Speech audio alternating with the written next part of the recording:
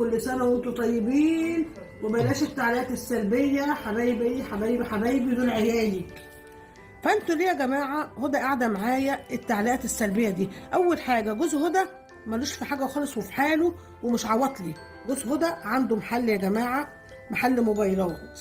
لكن ليه تكتبوا التعليقات السلبيه ديت؟ ليه؟ عملت ايه انا يعني؟ او هدى عملت ايه؟ والله والله والله ولا لكم عليا حلفان.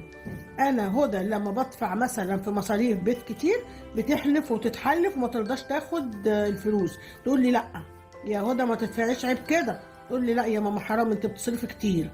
واحمد كذلك. مش عرفكم ان احمد ما بيجيبش حاجه لهدى، احمد بيجيب حاجات في البيت. يعني عيب قوي لما بنتي تبقى والده عندي واقول لجوزها هات فلوس، عيب ما يصحش وهو بيجيب. بلاش يا جماعه بعد اذنكم التعليقات السلبيه دي عشان ما ازعلش. عيب عيب قوي قوي قوي قوي. يعني اهو تحط عليها. يعني الحمد لله ان جوز هدى ملوش في الميديان. افرض دخل شاف التعليقات ديت، الراجل في حاله. ليه انتوا مفرق شر؟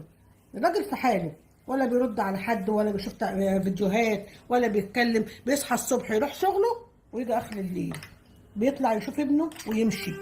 ومرضاش يقعد هنا. انا قلت له بات معانا هنا، هو مرضاش. قال لا عشان تبقى براحتكم. بيروحوا بيجوا كل يوم يبص على ابنه ويبص على مراته. فعيب يا جماعه الكلام ده بعد اذنكم.